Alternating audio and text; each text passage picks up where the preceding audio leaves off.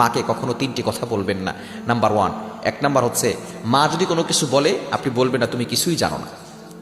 যেই মা আপনাকে শিক্ষা দিয়েছে, পৃথিবীর সর্বপ্রথম বিদ্যালয় হচ্ছে আপনার মা, যে আপনাকে কথা বলার যেই মায়ের উসিলা আল্লাহ তাআলা শিখিয়েছেন, ওই মাকে কখনো এই কথা বলবেন না যে তুমি কিছুই জানো না।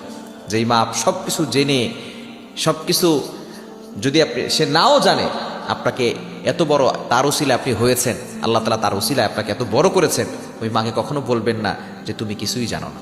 দ্বিতীয় নাম্বার হচ্ছে মাকে রাগের মাথা কখনো তুই বলে সম্বোধন করবেন না। অনেক ছেলে আছে মায়ের উপর আঘাত করে, এরা কখনো আদর্শ সন্তান হতে পারে না, এটা হলো কুলাঙ্গার সন্তান। মনে করবেন যে মায়ের সাথে খারাপ ব্যবহার করেছে, ওর কপাল পুড়ে গেছে, ওর জীবন শেষ হয়ে গেছে। মাকে কখনো তুই বলে সম্বোধন করবেন না, খবরদার, এটা কখনো করবেন না।